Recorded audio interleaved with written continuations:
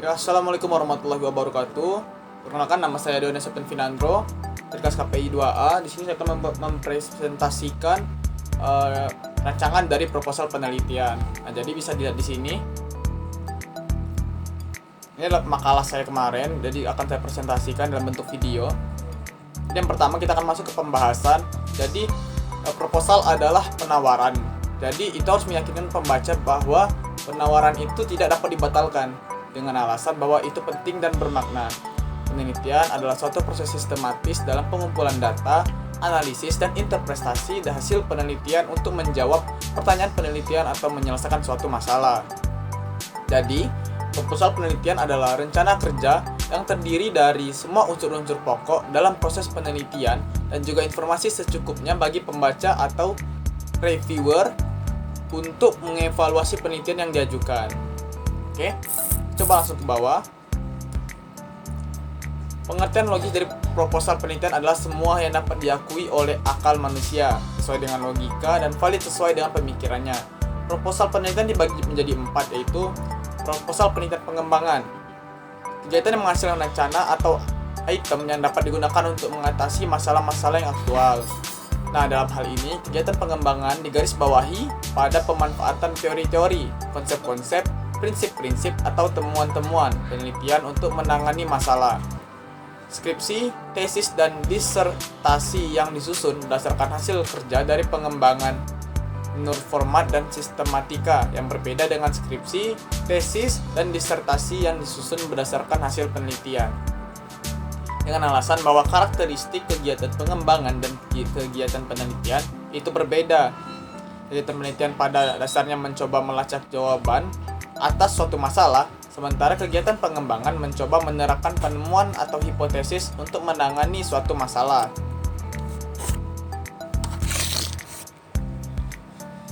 Adapun format proposal penelitian pengembangan yaitu mulai dari latar belakang masalah, rumusan masalah, tujuan pengembangan, spesifikasi produk yang diharapkan, pentingnya pengembangan, asumsi dan keterbatasan pengembangan, definisi istilah, sistematika penulisan, landasan teori, metode pengembangan, dan daftar rujukan. Yang kedua adalah proposal penelitian kajian pustaka. Nah, jadi di sini ditelaah dilakukan untuk mengatasi masalah yang pada dasarnya tergantung pada penelaahan kritis dan mendalam dari bahan pustaka yang berlaku. Telah pustaka semacam ini bisa diselesaikan dengan mengumpulkan informasi atau data dari berbagai sumber pustakaan yang kemudian diperkenalkan dengan cara baru dan juga untuk tujuan baru. Nah, untuk format proposal penelitian kajian pustaka bisa dilihat di bawah ini. Ada 7 format penulisannya. Oke, kita masuk yang C, yaitu proposal penelitian kualitatif. Untuk penelitian untuk mengungkapkan gejala secara holistik dan kontekstual melalui pengumpulan data dari latar alami dengan melibatkan penelitian itu sendiri sebagai instrumen kunci. Penelitian kualitatif bersifat deskriptif dan cenderung menggunakan analisis dengan pendekatan induktif. Untuk format proposal penelitian pengembangan yaitu mulai dari bab 1 penelitian kualitatif, mulai dari bab 1 judul penelitian, bab 2 bab 3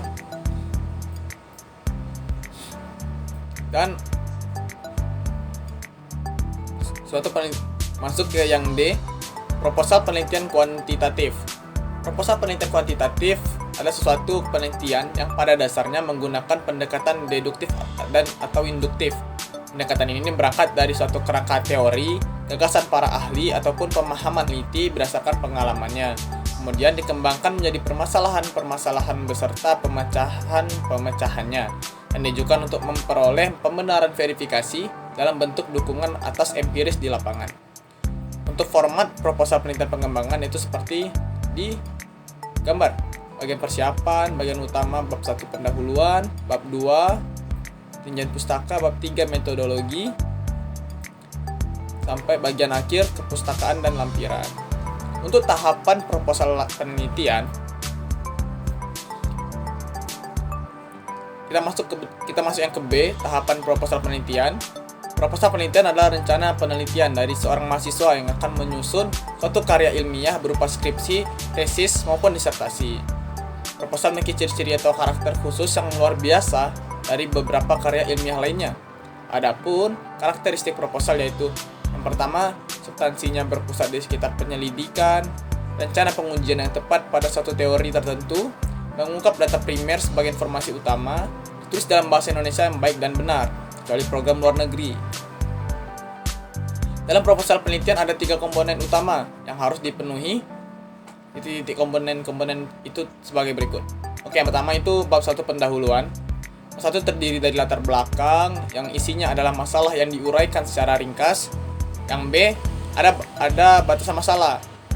Berikan batasan masalah yang akan diteliti sehingga penelitian tidak meluas kepada hal-hal yang tidak direncanakan. Terus yang C, rumusan masalah. Jadi di sini berisi rumusan masalah yang akan diteliti sesuai dengan latar belakang masalah yang telah diuraikan di atas tadi. Yang D, tujuan dan manfaat penelitian. Untuk tujuannya yaitu diuraikan tentang apa diteliti sesuai dengan latar belakang masalah, batasan masalah, dan masalah di atas. Untuk manfaatnya, tuliskan apa manfaat hasil penelitian sesuai penelitian itu selesai dilaksanakan, baik manfaat teoritis maupun praktis.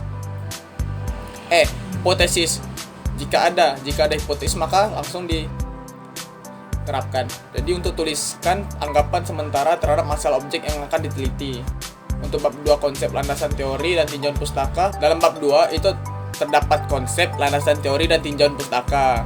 Untuk konsep pertama itu mungkin istilah-istilah atau konsep-konsep yang akan digunakan di dalam penelitian.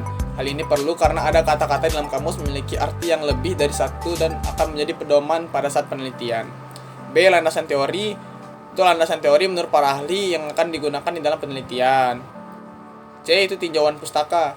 Dalam tinjauan pustaka ini, uraikan tentang penelitian dan kesimpulan yang sudah dilakukan terhadap objek yang akan diteliti serta jelaskan fokus penelitian yang akan dilakukan. Kita masuk bab 3 yang berisi metode penelitian. Tuliskan metode penelitian yang akan digunakan, misalnya metode kualitatif atau kuantitatif. Data kualitatif itu adalah data yang berhubungan dengan nilai atau kesan dari objek, sedangkan data kuantitatif adalah data yang berhubungan dengan angka-angka dari objek yang diteliti. B adalah cara bagaimana kita memperoleh datanya. Dan di sini adalah tuliskan cara memperoleh data, misalnya studi pustaka, wawancara angket, dan percobaan sesuai dengan model data yang diperlukan. C, cara menganalisiskan bagaimana cara kita menganalisis, misalnya induktif, deduktif, dan deskriptif. Yang D adalah populasi dan sampel. Itu jika ada. Untuk populasi adalah kelompok atau kumpulan sesuatu yang akan dijadikan objek dalam penelitian. Dan untuk sampelnya adalah bagian dari populasi yang digunakan untuk objek penelitian. Pengambilan sampel ini bertujuan untuk memudahkan atau mengurangi biaya dan waktu penelitian. E, sistematika laporan. Sistematika laporan disesuaikan dengan peraturan yang berlaku di departemen atau jurusan tempat Anda. Yang C, formulasi bahasa proposal penelitian. Bahasa proposal banyak diwarnai oleh penggunaan modalitas akun. Yang C, formulasi bahasa proposal penelitian. Untuk bahasa proposal penelitian banyak diwarnai oleh penggunaan modalitas araf dengan akan adalah ingin, tetapi kedua kata itu mengandung perbedaan. Kata akan berorientasi kepada diri penutur. Perbedaan orientasi itu mengisyaratkan bahwa kata akan terkesan lebih objektif, sedangkan kata ingin terkesan lebih subjektif. Bahasa proposal mengandung makna keakanan. Bahasa proposal mengandung makna keakanan yang menggambarkan bahwa penelitian yang dimaksud belum dilaksanakan, tetapi direncanakan untuk dilaksanakan. Nah, jadi kita untuk kesimpulan pada presentasi hari ini, yaitu proposal penelitian adalah segala sesuatu yang didasarkan pada ilmu pengetahuan atau memenuhi kaidah syarat keilmuan. Kegiatan penelitian pada dasarnya mencoba melacak jawaban atas suatu masalah. Sementara kegiatan pengembangan mencoba menerapkan penemuan atau hipotesis atau menangani suatu masalah. Penelitian kajian pustaka untuk mengatasi masalah yang pada dasarnya tergantung pada penelaahan kritis mendalam dari bahan pustaka yang berlaku penelitian kuantitatif untuk mengungkapkan gejala secara holistik kontekstual melalui pengumpulan data dari latar alami dengan melibatkan penelitian itu sendiri sebagai instrumen kunci. Mungkin itu saja untuk presentasi saya pada hari ini. Lebih kurangnya saya mohon maaf. Saya Doni Septian Finandro. Saya akhiri, wabillahi taufiq wal hidayah. Wassalamualaikum warahmatullahi wabarakatuh.